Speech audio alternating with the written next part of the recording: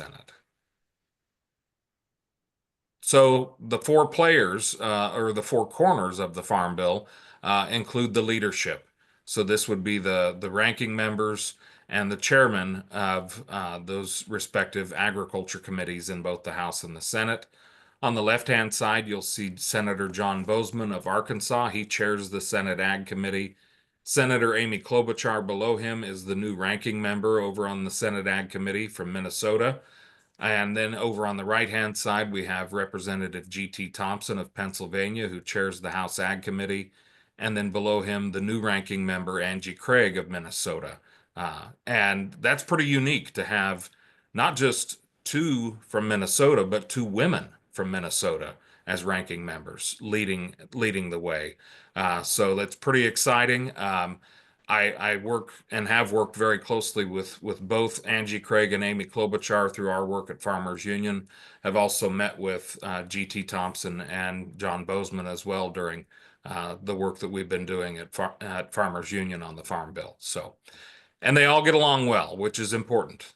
When you are at that level, you have to be able to work together in a truly bipartisan fashion because that is what the Farm Bill is. It is probably the largest piece of legislation that many of these folks will ever vote on, and it is probably the most bipartisan of all that they vote on.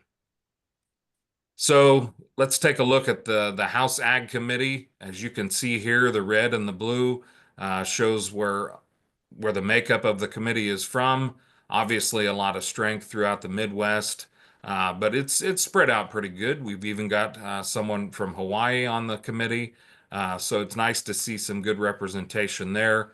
And then, of course, here in Kansas, we have two of our reps, Tracy Mann representing the first district, and then over in the third district, Sharice Davids. So it's good to have two representing us there, both one a Republican, one a Democrat, and we work very closely with both of them. Then we move over to the Senate Ag Committee, and you can see there where the representation lies, and it's spread out pretty decent as well there.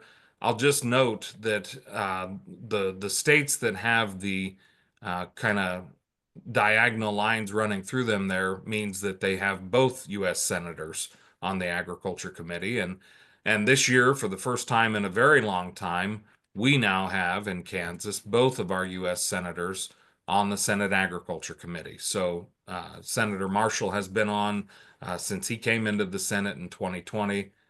Senator Moran is now on as of 2025. I will also note he is on the Senate Ag Appropriations Committee. That's where all the money is for these programs that we'll be talking about. So he's a key player in all of this. His name will be coming up quite a bit in my conversation with you today. Just a little history for you. The last time that the state of Kansas had this much representation in both the Senate and the House Agriculture Committees was back in 1993. So we actually have more representation now than we did then, but then we had Representative Pat Roberts, we had Senator Bob Dole, and we had Representative Dan Glickman on those respective committees. And like I said, we're above and beyond that now with having four. So Kansas can play a significant role in the passage of a new farm bill. So leadership, I think you all know this. Senate side, we've got Schumer and Thune. House side, we've got Jeffries and Johnson. And then over at USDA, we have a new secretary in Brooke Rollins of Texas. And then her deputies and undersecretaries are in the confirmation process right now. So those are the players. Those are the people that we're dealing with. And this gives you an idea of the timeline. So back in September of 23, the 2018 Farm Bill expired because it was a 5-year farm bill. Well, then a few months later in December, the very first extension of that farm bill was done because we didn't have one ready. We didn't have a new farm bill ready to go yet. So May of 2024, the House and Senate released their frameworks. Middle of May, the House Ag Bill was released. And then within a week, the Ag Committee marked it up and passed it. The Senate did not put their, the Senate GOP, I should say, didn't put their framework out until June of 24. so a year ago now. And then the Senate Dems didn't release theirs until November, just before the election. So then we got to December. Talks had dissolved. Extension number two took place. So again, we've extended it twice. And that was part of the American Relief Act of 2025. And now here we are, June of 2025, and there is no real understanding of where things are headed at this point. And we'll talk more about that when it comes to reconciliation and that whole process. So a little bit on spending. The Farm Bill is an expensive bill. It's over a 10-year period, about $1.3 trillion. The good majority of that is, of course, under nutrition. It is roughly 80 to 84% in any of the more recent farm bills. Takes up that much. Then you get into crop insurance at 6%, commodity programs at 5. I can't read that number 4 because there's something in the way here. Oh, conservation. And then everything else is 1%. So the process, we'll just kind of quickly run through this. First, they start with committee hearings. They have people come in and meet with the committees, both the Senate and the House, and talk about what's working and what's not, and what needs to be changed. Then they have field hearings. So those field hearings take place literally out in the field, out in their districts and their states. This picture here is from Minnesota Farm Fest, and it's where, regular people can come and express their thoughts and concerns about the next farm bill.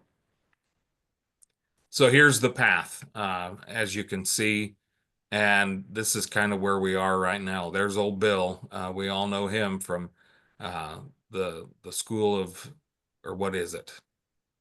I always blank on it. It's that cartoon. Schoolhouse Rock. Schoolhouse Rock, yes, yeah. I was going to say School of Rock, but that's a movie. So Schoolhouse Rock, there's Bill, and he's sitting kind of in limbo right now between the House Ag Committee and the full House and the Senate Ag Committee sitting there. So, but really, truly, we are waiting on a new version of the Farm Bill because we've got a new Congress. So that's what we're kind of waiting on at this point. These are just some pictures showing you of kind of how we interact with the folks that are part of the Farm Bill. This is Sharice Davids at a roundtable in Garnett, Marshall and Bozeman in Manhattan, Mann and Thompson in Gypsum. And then we get over to the committee markup. So they take the bill and they mark it up, literally line by line, page by page. And you'll see there at the end of the table is now former Senator Pat Roberts. To his right is Debbie Stabenow, the former ranking member. And then all of those are senators around the conference table. And then the brains of the business are all around them in the periphery. Those are the staffers, the ones that really, truly are the ones that are running the country, as they say. So they mark it up, and then they form a conference committee. So here is what the conference committee looks like. It's a great big room, a big square set up, and you'll see in front of each legislator, these are members of both the House and the Senate, are the stacks of the House version of the Farm Bill and the Senate version of the Farm Bill. And they have to marry the two together. They have to combine them in this process. Then they take that bill and they take it to the floor and they vote on it, or they debate and then vote on it. And then finally, if they come to a conclusion and they decide to pass it, it is then sent to the White House for the president's signature, and then that becomes law. So there's President Obama signing the 2014 Farm Bill into law. So that's kind of the whole process involved now. And I just want to share this picture from 2012. We had a rally on the Capitol lawn right in front of the U.S. Capitol, gathered a bunch of people together for a Farm Bill Now rally. Well, as I've said, we've had 2 extensions of the 2018 Farm Bill. It expired again September 30, 24. It will expire once again September 30 of 2025. So they either need to pass a new bill or we have to extend the current one again. If neither is done, the Farm Bill reverts back to original 1949 law. which could be good in some ways because that means we get parity pricing for the products that farmers grow.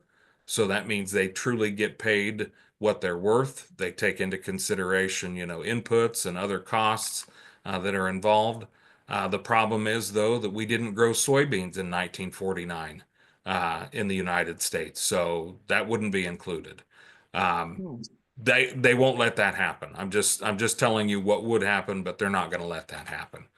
So now we are dealing with a farm bill later versus a farm bill now.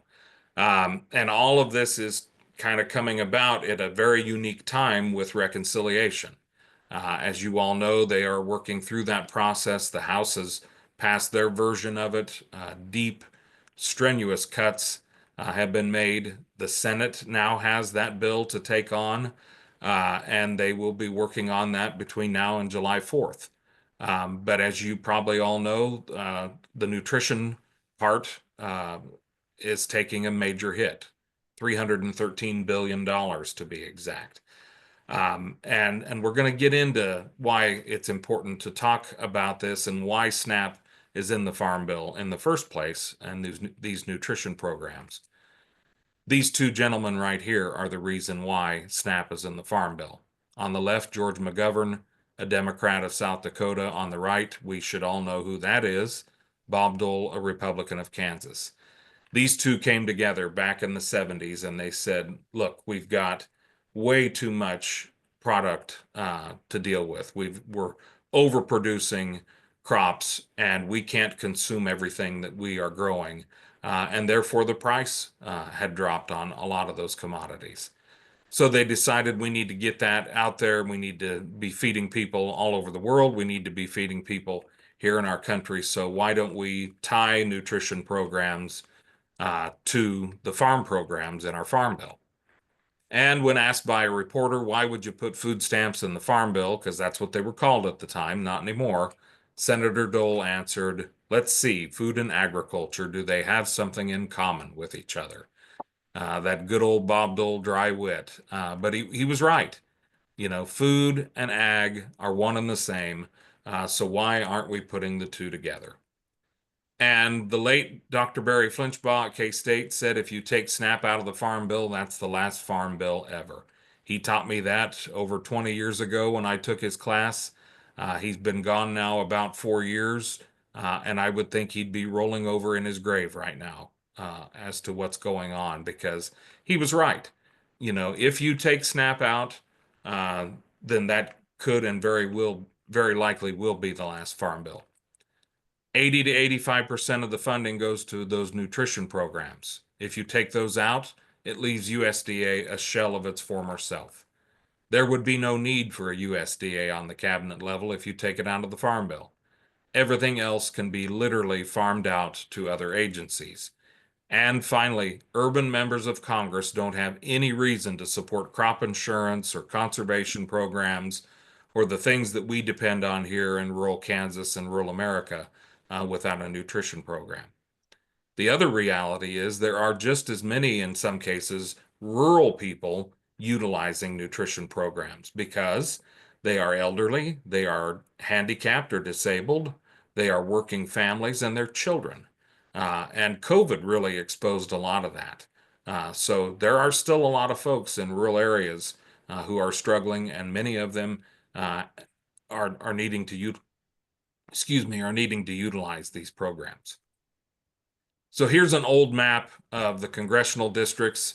There's 435, as I mentioned, but only about 35 are considered rural when we really get down to the nitty gritty. And a lot of those are obvious. It's these big ones that are just the whole state or the big first and things like that. So we are the minority when it comes to this. And we have to have our urban friends, urban legislators supporting the bill, the farm bill, and the programs that we need in rural areas. And if we don't have that, then we don't get those things. And that's what worries me is when you cut 313 billion out of nutrition programs in the reconciliation, you start to do real damage to those relationships and to that food and farm coalition that we have had for many, many years. So what could happen if they took SNAP out? Well, nutrition services could go to Health and Human Services. Energy programs would go to the Department of Energy. Research and Extension, K-State, their funding would go to the Education Department, but they're eliminating that. So where do you go with it then? Forestry Service could go to the Interior Department. And then by the time you do all this, it gets USDA down to about 15 to 20% of its original budget, which truly is not enough to demand a cabinet level agency. So these are some of the things that we do to address this. At Farmers Union, we do fly-ins, our policy process, excuse me, and we share ideas with legislators. Our fly-in is in September. We just actually did another a spring fly-in in May. So I've been out there three times in the last 3 months now, talking about a lot of these things. I'm getting real tired of seeing that Capitol building, I'll tell you that. Um, but, I'm just going to run through these quickly. These are just pictures of our meetings with folks talking about these priorities. We usually end up at the White House talking with folks over there as well. And I want to end in this particular part of the program with this quote from another great leader, Sandra Day O'Connor, the late Supreme Court Justice. She once said, "You have citizens who don't understand how government works. They're kind of soured on it. All they do is criticize. They have no idea that they can make things happen." I think it's really important for us to remember that, um, because we can make things happen. And I'm going to switch over to my other PowerPoint here. And I know you've got questions, but bear with me. We'll get to them. I'm going to go ahead and let's see here.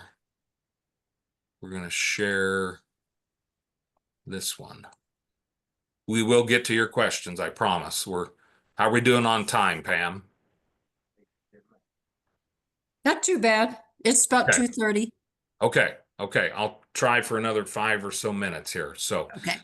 So USAID and Food for Peace. I know that we've heard a lot about this in the news here in the last few months, and I've kind of been intimately involved in a lot of this, as you'll see. So, a common history and an uncertain future.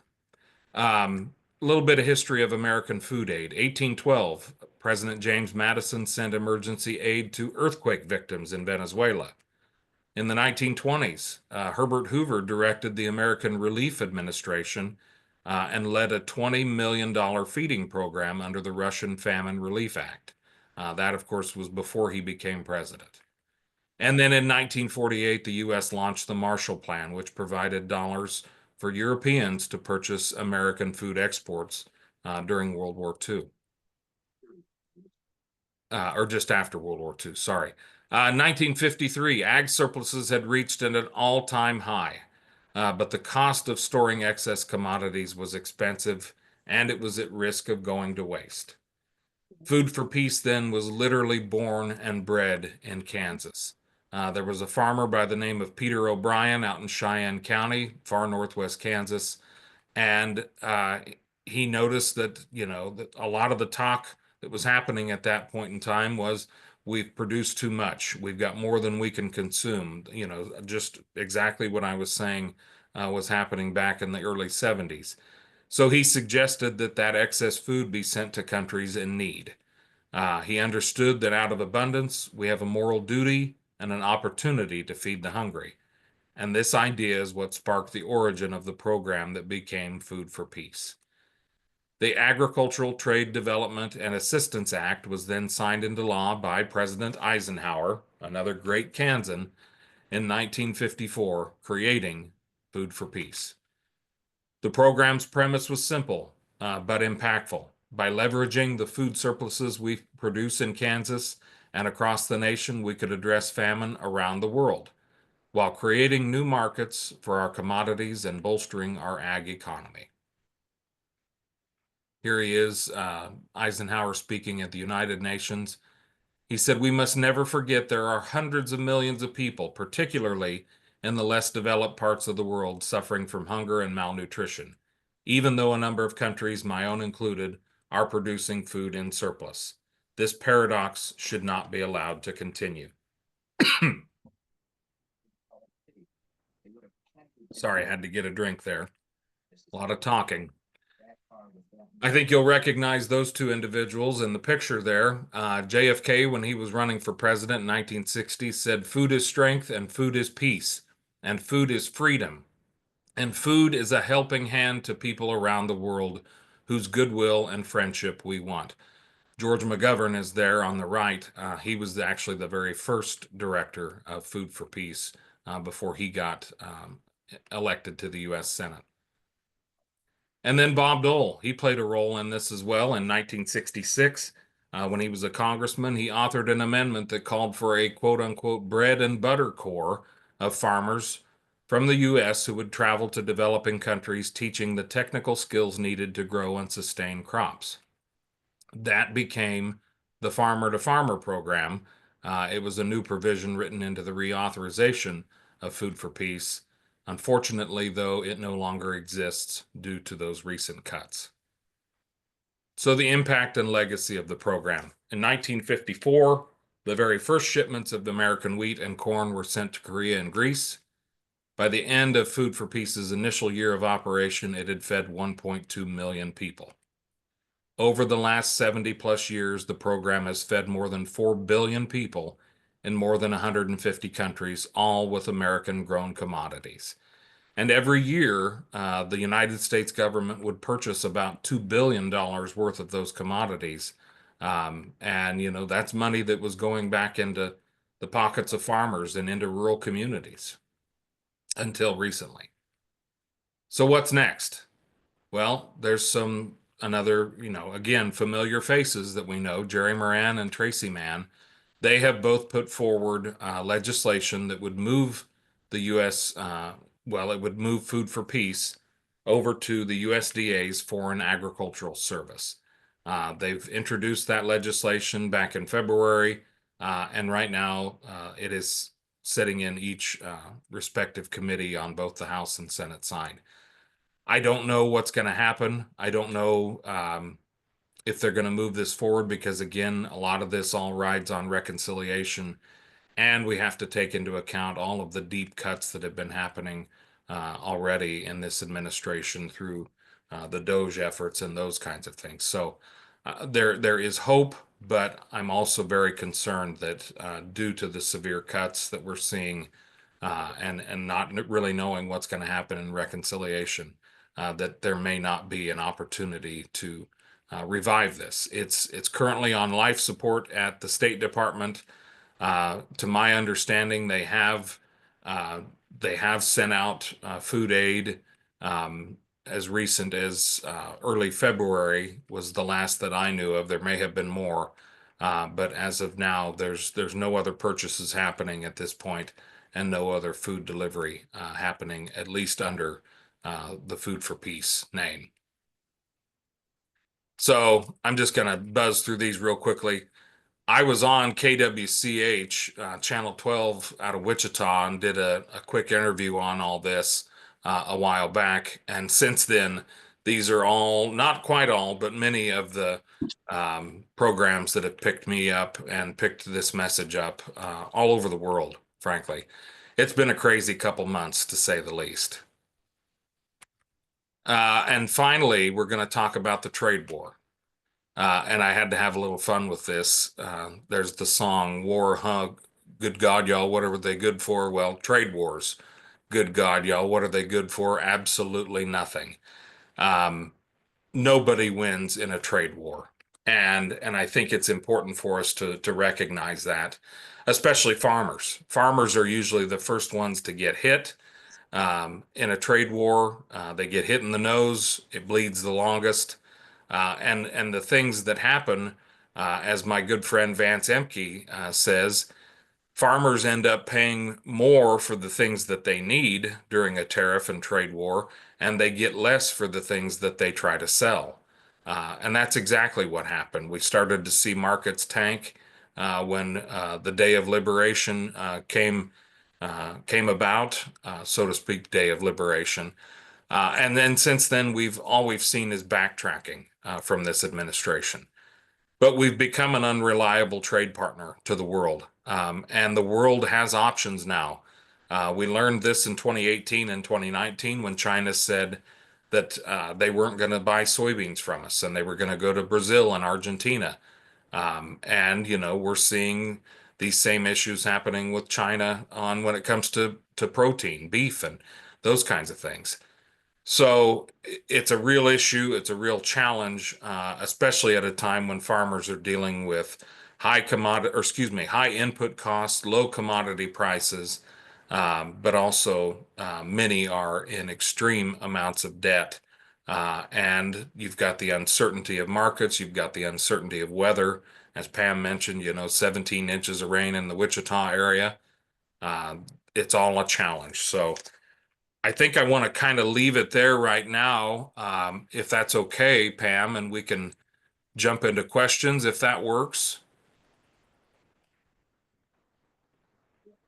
You're on mute, Pam.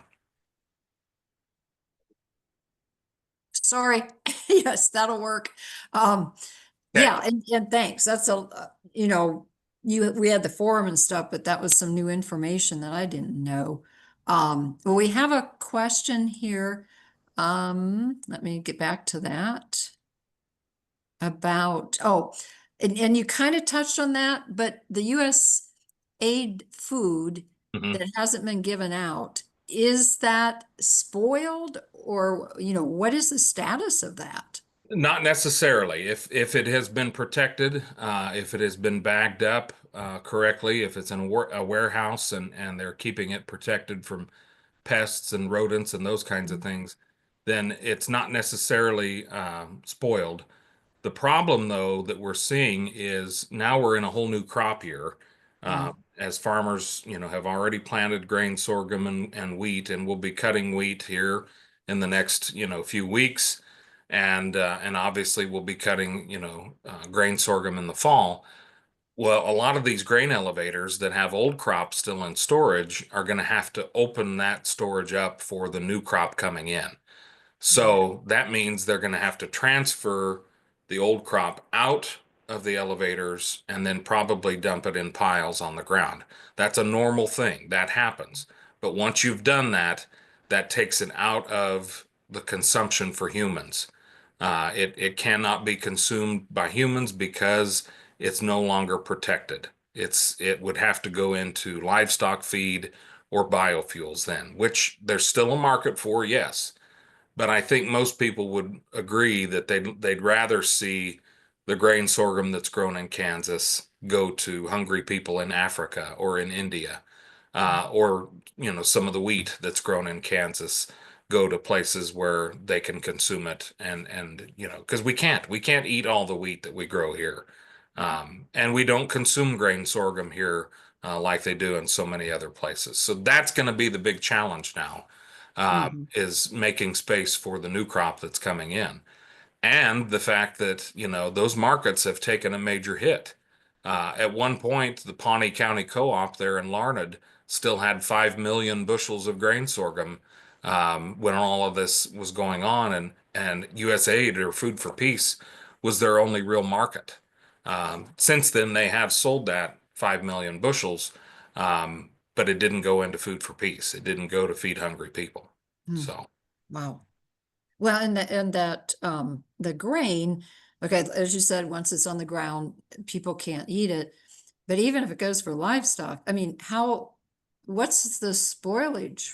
What is the spoilage rate? I mean, you're losing protein, aren't you, as it sets? Well, yeah, you're losing quality. You're losing a lot of things because it's exposed to the elements. Oftentimes, when you have to put it out in these bunkers, yeah, you can tarp it and all that, but you're never going to be 100%. And pests and rodents are going to get in. So yeah, you're going to be losing a lot. So yeah, it's a true challenge when it comes to this. When they send food aid overseas, it gets bagged up into those, as you saw those pictures, and they're like 50-pound bags or something like that. Those are better protected. You know, it's a lot harder for a bug or a mouse or something to get into something like that. Plus, they're stored in warehouses and they keep up on things and that because it's destined for human consumption. So you have to protect it. Uh, Right. yeah. So livestock, on the other hand, they can eat just about anything. You know, you can feed just about anything to hogs. So Well, that's true. yeah, Pigs are where it's at. I guess. Yeah. Pigs and chickens. Yeah. Um, this is there are three questions, so I guess I'll take them. Okay. Well, they're related. So are farmers uniting against the tariffs? And then related to that, can farmers unite and make their own foreign markets through direct contacts? Oh, okay. Okay. I would say that yes, many farmers are uniting against the tariffs. You know, we went down this road in 2018 and 2019 and we saw what it did. It did serious damage to our markets. It did serious damage to our trade relationships that we've had for many, many decades with, China and other places all over the world.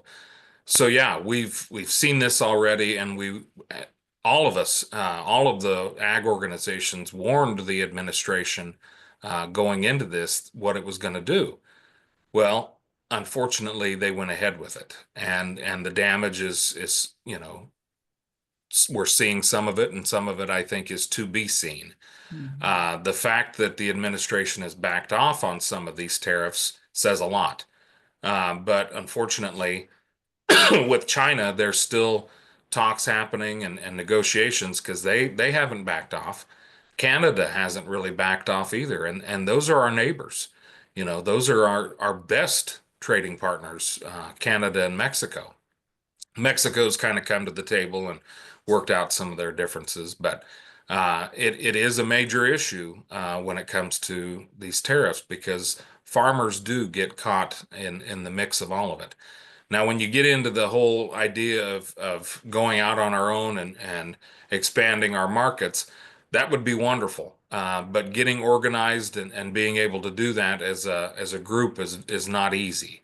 I would love more than anything to see a cooperative of farmers come together and say, we're going to market our grain to China, or we're going to market our grain or livestock, whatever it might be, commodities, products that we're producing. But it'll be very difficult to do something like that, to get all farmers to agree and come together. So we do have to rely on our government. We do have to rely on our Department of Agriculture and our trade representative, and so many others to kind of make that happen. My hope is that, cooler heads will prevail in all of this, and that we will get somebody, to come together, a group of them to come together and realize that yet, yes, we need to expand these markets and we need to rebuild the trust in these relationships. Well, and related to that, I don't know a whole lot about the new ag secretary. I mean, what's your take or feel? Is she qualified? Do you think the farmers have her ear? What do you think? Well, that's a good question, Pam. I have not met her. I know people who know her. I Mhm. think she's very, very talented. I think she's got a lot of things going for her. But at the end of the day, she is a loyalist to this administration, to this president. And she's not shy about saying that and sharing that. I'll just note that we were there. Farmers Union had our week of action in DC back in early May, so a little over a month ago. And we had a meeting at the U.S. Department of Agriculture. We knew that we were not going to get a meeting with the secretary that day. We just didn't know why. So, that happens. Mhm. Schedules don't always match up. We had our meeting with a number of representatives from USDA and we got done. There were probably 20, 25 of us in the room, so we filled this conference room. We walked out of the building and headed over to another meeting at the Department of Justice to talk antitrust issues with them. And in that walk, as we're going, I pulled up on Instagram, USDA, Instagram, and there she was, the secretary, meeting with, of all people, Danica Patrick, the race car driver. And I thought, well, that's interesting. She had 20, 25 farmers from all over the country at her office here this morning, and yet she's meeting with Danica Patrick instead. Now, Danica Patrick has horses, and horses are part of agriculture, so I guess she can claim that she met with one farmer that day, quote unquote. But it would have been nice if she'd met with farmers from all over the country who had issues that they wanted to discuss with her. So Wow. there's that. I'm also hearing that she doesn't want to stay at USDA. She would like to be back in the White House, where all of the action is. Just the other day, I heard rumblings that she could very well be the next pick for Chief of Staff if and when the current Chief of Staff decides that she doesn't want to be there anymore. So I Mm. don't think we're going to see Brooke Rollins as a long-term secretary. I think she's there right now, obviously, to do what the president wants her to do. And then when the time comes, he will call on her to serve in another role, maybe chief of staff, maybe somewhere else. So, but I don't expect it to be for the full term of this presidency. Yeah. Well, that's kind of par for the course too. Yeah. They don't last long. No, Anyway, no. um, and then, okay, I'm going to back up a second because it relates to this same uh, thing that we're going through here. And that is, somebody wanted to know, does the Kansas Farmers Union or the Farmers Union work with Farm Bureau? How does that work? Do you have a working Sure. relationship? Yeah, so we do. We do work with them on a number of things. And one of those is we always find ourselves among the coalition of, the Farm Bill coalition, the food and farm folks. And we oftentimes will form a coalition with conservation title folks, the different conservation groups, Ducks Mhm. Unlimited, Pheasants Forever, the Nature Conservancy, that kind of thing. So yeah, there are many times that we can come together and agree that yes, we need a farm bill and we need a strong nutrition title that is coupled with the farm bill in order to get the things that we want. We also do come together on a number of things on the state level. The conservation bill that we've been pushing the last 2 years at the State House, we're both members of that coalition. So, um, and about a year ago, we came together during the month of May, which is Mental Health Month, and put out some PSAs on, farm and rural mental health and those kinds of issues. So it's not always, it's not very often that you see us coming together. Obviously, they have different ideas than we do and different ways of going about, accomplishing some of the same things. But it's always nice when you can see two major ag groups in the state and then the country come together and work out, their differences and find compromise on issues. All right. Well, and what can we do to help farmers? Well, I think it's important to understand the issues, educate yourself on what's going on. I hope that what I shared with you today has been helpful when it comes to that, so that you can kind of understand the process and where things are. And sit down and visit with farmers. If you don't know a farmer, get to know one. And then, I would also encourage you to go to our website, kansasfarmersunion.org. We've got a lot of issues there that we talk about. Our newest newsletter is on the website now, so you can check that out. Go to National Farmers Union's website too, where you can see some of the updates on what's happening. But really, I think at the end of the day, it comes down to educating yourself on the issues. I would love to show you one particular uh, piece that we put out every month. National Farmers Union does the farmer's share of the retail food dollar. And Mhm. it shows, on average what you might pay at the grocery store for any given number of items, milk and eggs and bread and that kind of thing. So it shows the price that you might pay on average, but then it also shows what the farmer gets out of that food dollar. And on average, for every food dollar you spend, the American farmer is only getting about 14 to 16 cents out of that dollar because you've got packaging and processing and shipping and all of those middlemen between Mhm. the farmer and the consumer. So it's important for folks to understand that farmers are not getting filthy rich on what they're selling and producing, especially the items that need a lot of processing. You know, you don't just eat wheat, you know, Mhm. right out of the field. It has to be processed, and you know those kinds of things. So you lose every time it goes through that process in the system. And I would also encourage folks to, especially this time of year, the growing season for fruits and vegetables and those kinds of things, to shop at your farmer's market. Buy directly from farmers if you can. If you can buy meat from somebody whose, you know, meat has been USDA inspected, and those kinds of things, because that means there's more money going into that farmer's pocket, and then they can turn around because they're going to have to spend that money too, but oftentimes they're spending that money locally, and for every dollar that's spent locally, it usually revolves on itself about 7 to 8 times. So let's keep those dollars local rather than sending them to these multinational corporations. Well, then I'm assuming, once you have that um, visit with the farmer or the knowledge base, then, you contact your senators and reps Yeah, and say, hey, we want this fixed. absolutely. We're not happy. Absolutely. And that's the thing, you know, farmers are less than 1% of the population right now, Mhm. and they can't all be their own advocate Right. because they're too busy farming. They're too busy doing what they do. So farmers do need good advocates. I like to think of myself as an advocate for farmers. Mhm. It's what I get paid to do at Farmers Union. But we can all be advocates for agriculture, for farmers, for rural communities and economies. And we should be because they do matter.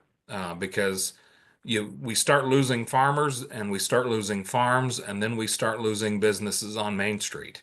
And then our communities start to fade away. And we've seen examples of that all across the state of Kansas and all across the country. I don't think any of us here today want to see that continue to happen. We don't want that. We don't want to be on that path or stay on that path. So if we can do a better job of advocating, you know, for each other, Mhm. whether you're a farmer or a school teacher or a retiree or, you know, handicapped, you name it, I think the better off we're all going to be. Well, off the top of your head, do you have the figure, because I can't remember it right now, for what agriculture contributes to the Kansas economy? Oh boy, I don't have it on the top of my head, but it's in the billions. Yeah, I Yeah, do know that. It is the leading economic driver for the very good. state of Kansas. Yeah. Yeah. What I thought. And in that line, I think there's a little frustration, and this question kind of addresses that. Do farmers understand what their support of this administration means? Yeah. Are they Yeah. educated on the Farm Bill? Well, and that's a tough one. You know, I represent all farmers of all political stripes, and I have to make that understood. And I would like to think that most of our members tend to lean a little bit to the left. You know, we are a fairly progressive ag organization. If you look at our policies, many of them are they tend to lean a little bit to the left or more progressive. But that doesn't mean that we don't have Republicans and that we don't have libertarians and we don't have unaffiliateds, because we do. And, you know, the numbers didn't lie in the election. 78% of rural America voted for this administration. I'll just say this. I don't think the Democrats have done a good enough job to get their message out there to rural Americans. And Mhm. that's got to be key in the future. If you want to win, if you want to win rural, especially, you've got to get out there and you've got to talk to people. And you've got to make it known that you care about them and that you care about the issues that they're facing. Um, and I don't know if, you know, the reason why so many voted the way they did, if it was just an easy vote for them, so to speak, because they did it before and all that, or if they just weren't sure of where things were headed under a Harris Walz administration. Believe me, I read Project 2025. I read it front to back, and I especially covered the ag section. I could do a whole presentation on that, and they're following it line by line. I think if folks would have probably educated themselves a little better on that, and understood the truth of the matter, because that is exactly what they were pushing for.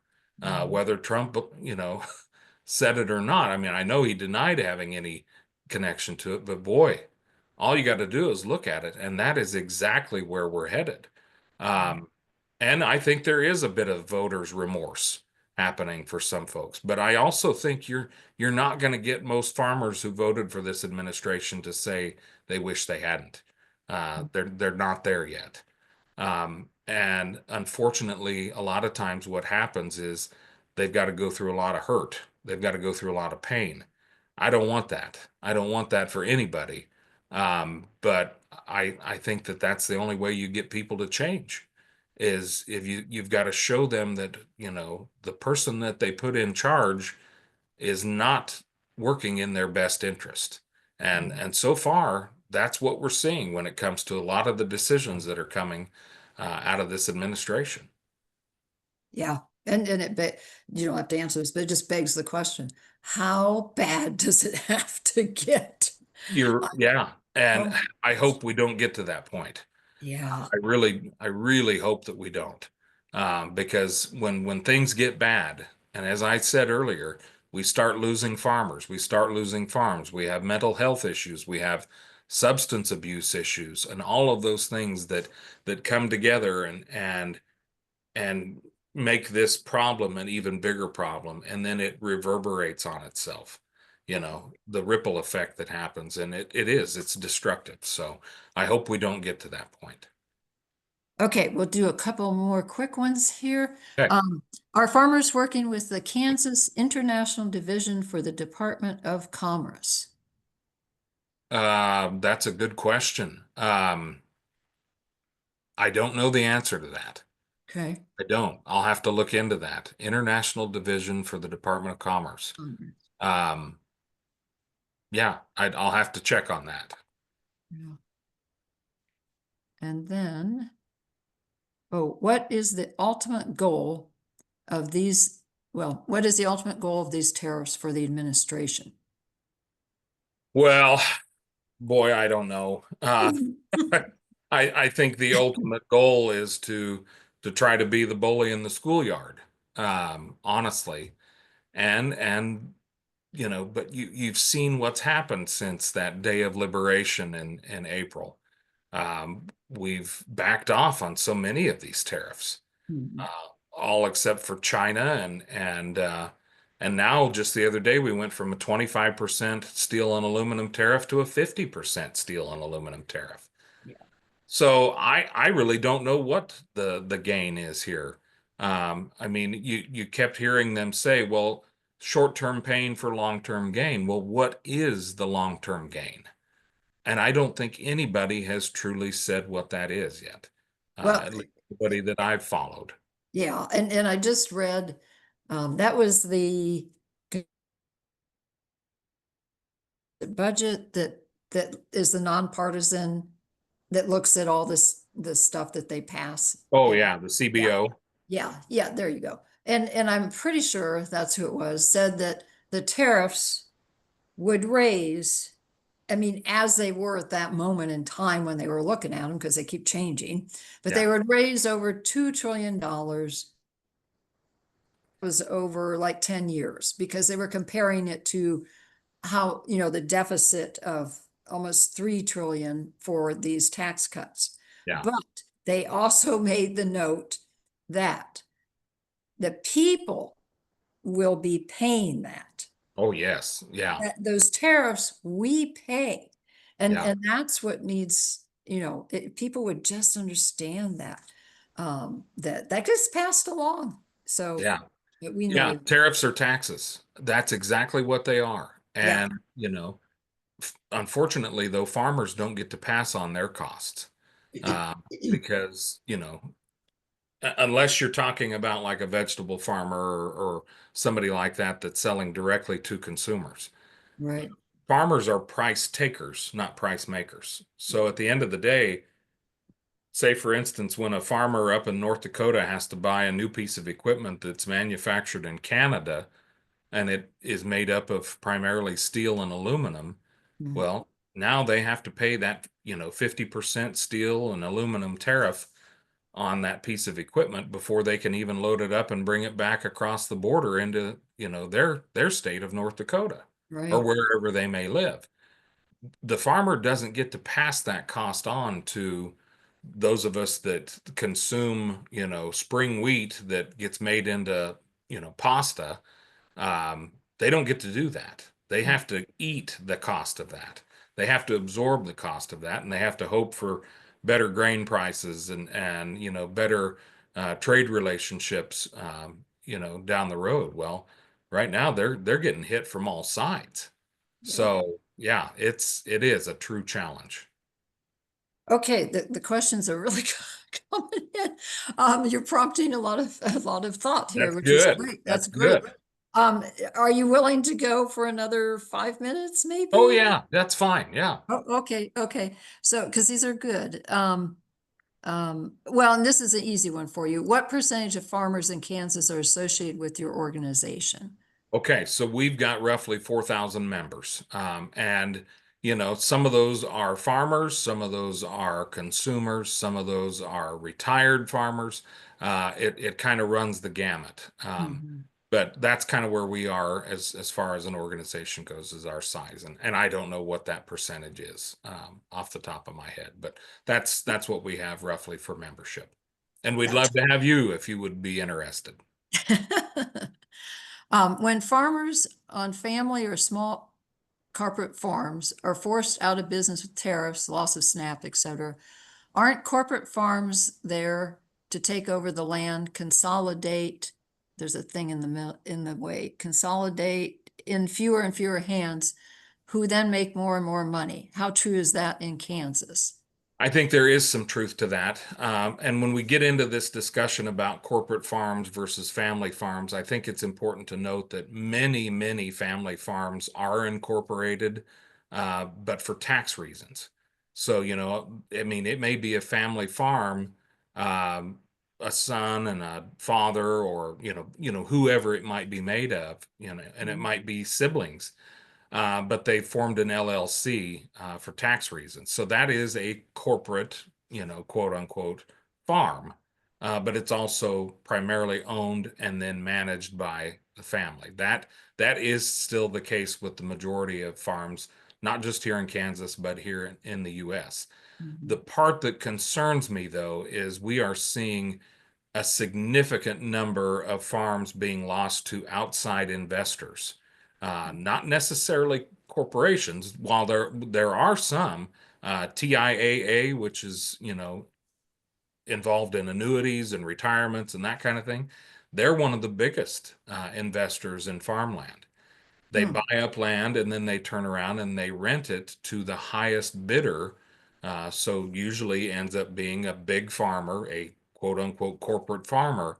But there's no care for community when it comes to that. There's no, I mean, they're an absentee landowner, a corporate landowner, and really could care less about, the environment, the community around where that farm is, those kinds of things. And then there's these programs called like Acre Trader, which Mhm. surprisingly, ironically, whatever you want to say, our current vice president, JD Vance, is an investor in, where, people with big money who have zero ties to agriculture, zero ties to rural America, or maybe very few ties to rural America, are able to buy land, through this program and invest in it. Um, and there is also this argument about foreign control of land and that kind of thing. I'm not so much worried about foreign control or foreign ownership of our land. I'm more concerned about the foreign ownership and control of our food system, Mhm. because you talk about the JBSs of the world and the Smithfields of the world. They control a significant percentage of the beef packing and the meat packing industry. And, we've let that all grow into these huge monsters that have gobbled up all the competition over, decades, really over the last 40, 45 years, because it all started under the Reagan administration. Those are the concerns that I have. And if we start losing those farms, it used to be your neighbor would buy your farm if you were retiring, or somebody, a young farmer that's wanting to get started. It costs so much to get started right now that the competition is much higher than it used to be, and it's pretty concerning. Well, I'll just tell you this really quickly. I'm originally from Ohio, from the area, Wayne and Holmes County, the best farmland in the state. My brother told me that land there for farmers now is going for over $100,000 an acre. Yeah, yeah, Nuts. it's crazy. Crazy, Yeah, crazy. nuts. Yeah. yeah. In this one, you'll want to answer. How do we join the farmers union? Okay, yeah. So you can go to our website, and that's www.kansasfarmersunion.org. And up at the top there, I think there's a membership tab or a join tab, something like that. And we have a number of options available. I mean, if you're a farm family and you want to be involved and you want to be able to vote, like at our convention or on policy issues, for leadership, those kinds of things, then you'll want to choose, the farm membership. If you just want to be a friend of the family farmer, you can do that for, I think it's $25. So associate memberships are there as well. That's just like a supporting membership. And then there's business membership, farm membership for 2 to 5 years, that kind of thing. So And you, check us out, and we'd welcome your membership if you're interested. I'm going to send this to everybody. It's www.kansasfarmersunion.org. Yep, Okay, I'm yep, sending that out to that's the everybody. one. Okay. What time is it? Oh boy. Yeah, it's a quarter after. But this has been amazing. Thank you so very much. Lots of thank yous and positive comments on the chat. So we appreciate you so much, Nick. You bet. And if you have other questions, yes, thank you. I can't hear your applause, but I can see it. So, um, but if you have other questions for me and want to reach out, Pam can share my email, but I'll just share it. It's easy. Nick, Nick at kansasfarmersunion.org. So feel free to reach out. I'll be glad to answer. Okay, very good. Seems like there's something, oh, well, I'll email you. Okay. Okay. Well, thanks again You and bet. good luck, safe travels. Thank you. Yeah, June is a crazy travel month for me, for work and all that, but yeah, it's all for a good cause. That's right. And have a good wheat harvest. Let's hope for that. Yes. Yeah. Thank you all. Thank you. Bye-bye. Bye, everybody. Thanks for coming.